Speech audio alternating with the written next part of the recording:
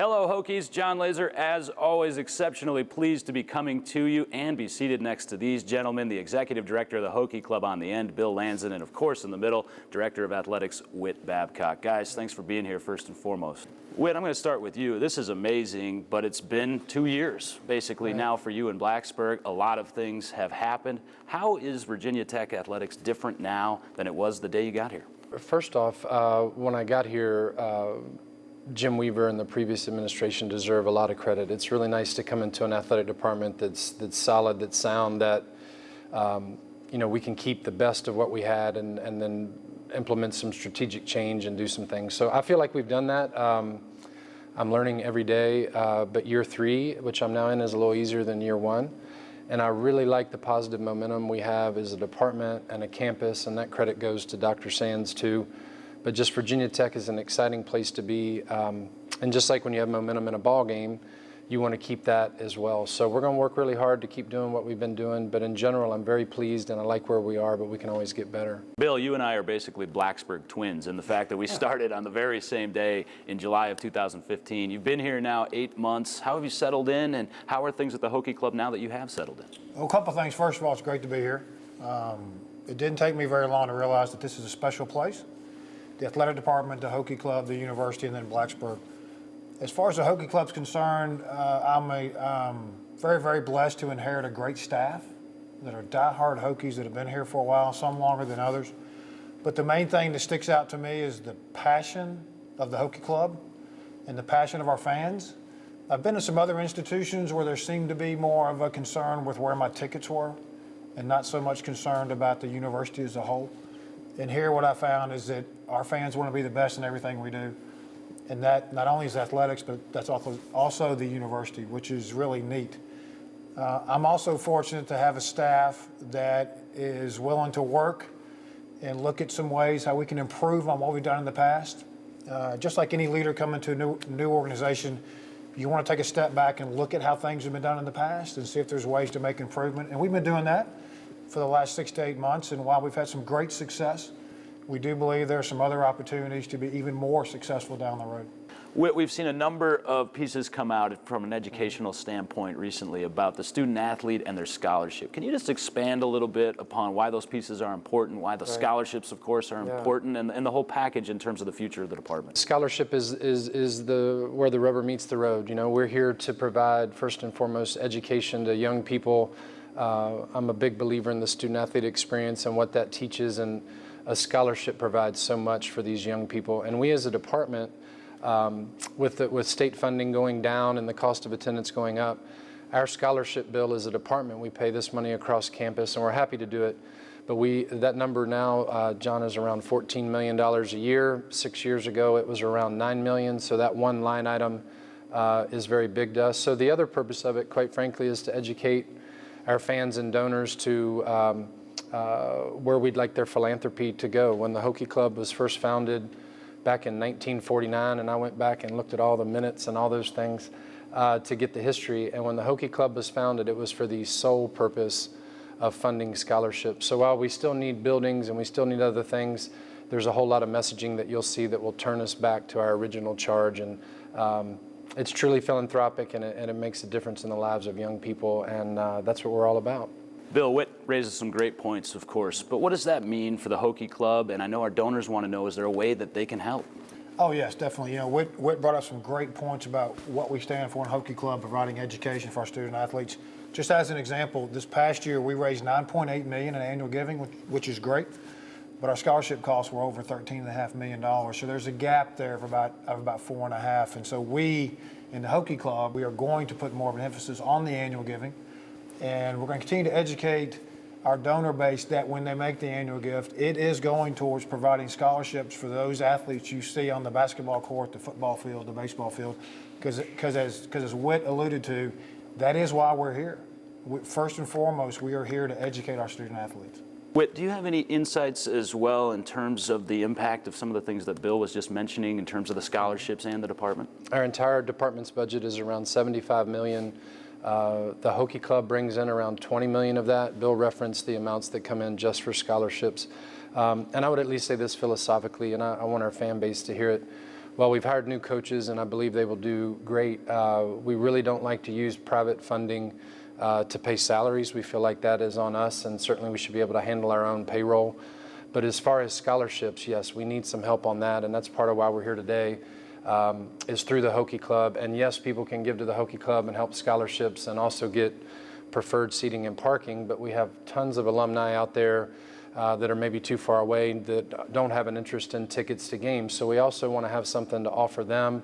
We know they love the Hokies, but it needs to be more than tickets, and it needs to be more than people just within a 4-hour radius. There's 250,000 living alumni of Virginia Tech, and right now only about 2 to 4% of those living alumni give back to athletics. And while we'd love for them to give to any area of the school, and I hope they will to where they're led to, but I'm also hoping that that is to us. We feel like when athletics is done right, and we win games and we graduate kids and we play by the rules, that there's no better front porch for the university, and visibility wise it does real well for Virginia Tech. So again, all that comes back before we turn the lights on and go to work every year. We want to fund that scholarship bill, and we need some help doing that.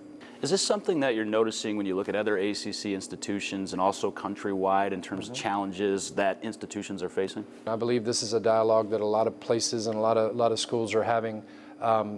At the same time, I'm much more worried about Virginia Tech than I am them. We want to be great in our own right, but we can be our best when we make some of these changes and evolution to the Hokie Club. And like we've done with everything, or tried to, we want to take the absolute best of the Hokie Club and then pick strategic spots to change and improve. And I feel like when our fans see the new Hokie Scholarship Fund roll out, it'll make a lot of sense. Right now we have around 10,000 to 11,000 donors in the Hokie Club. That number has been relatively flat for about a decade. We have this great alumni base. We have all these people that want to help, and we just want to do a better job of telling the story on how they can and why they can and why we need their help. But again, some statistics there.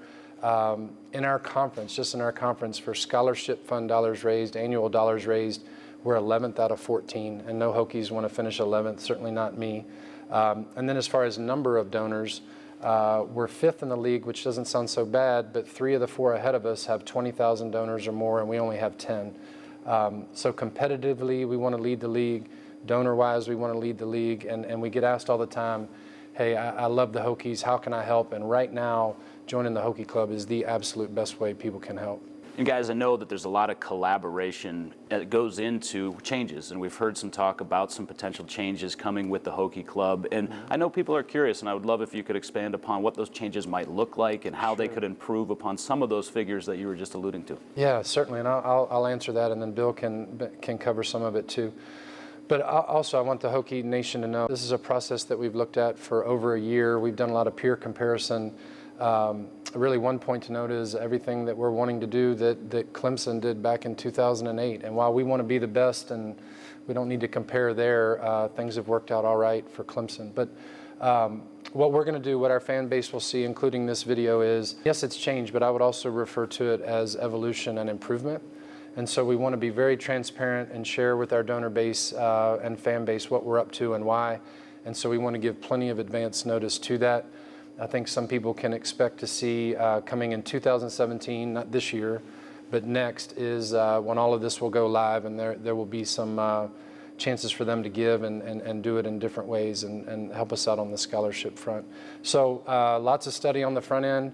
Year-long education is what we'll start with, and I think people will be very pleased with what they see. We have looked at all the other Power 5 programs, and what we found is that the system we're going to go to is the most efficient in our industry.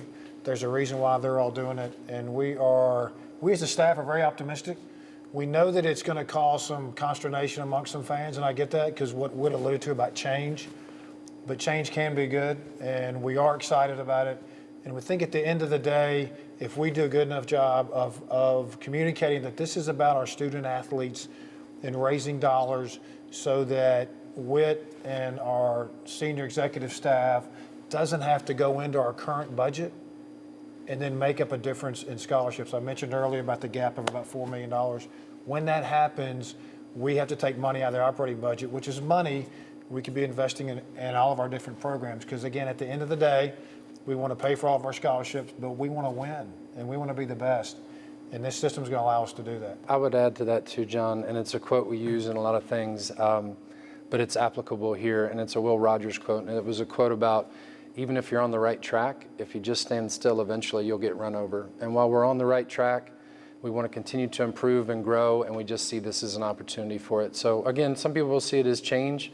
I hope they will see it as growth and evolution and us being very responsible and make Virginia Tech the athletic department they all want us to be. There's one thing that's undeniable about the Hokie Club, and that is the magic is really in the personal communication. And I'd be remiss if we didn't take the time while we had this platform and we had the Hokies captive as an audience for you guys to deliver your personal thoughts on all of this. At the end of the day, we want Hokie Nation to understand that this was not taken lightly, and that we understand that this is serious business, right? Because this is all about the Hokies and trying to contribute to help for our student athletes. But at the end of the day, we ask that they come into the process with an open mind and know that we have the best interests of our student athletes first, and that we hope that they'll continue to be passionate about the Hokies, continue to spread the word about how great the Hokies are. We hope that the Hokie Nation will be open to this, and that we are confident that this will now place us in a position to be one of the best in everything we do, both academically, socially,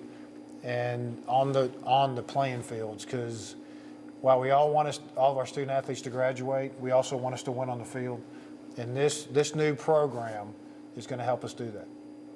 Yeah, John, and to add on to Bill's remarks, we certainly know there's a lot of people out there that have a lot of philanthropic interests, right? There's a lot of great organizations and churches and other things. So we appreciate when they do it. It's a gift. It is not a seat license. It is a gift that will help us.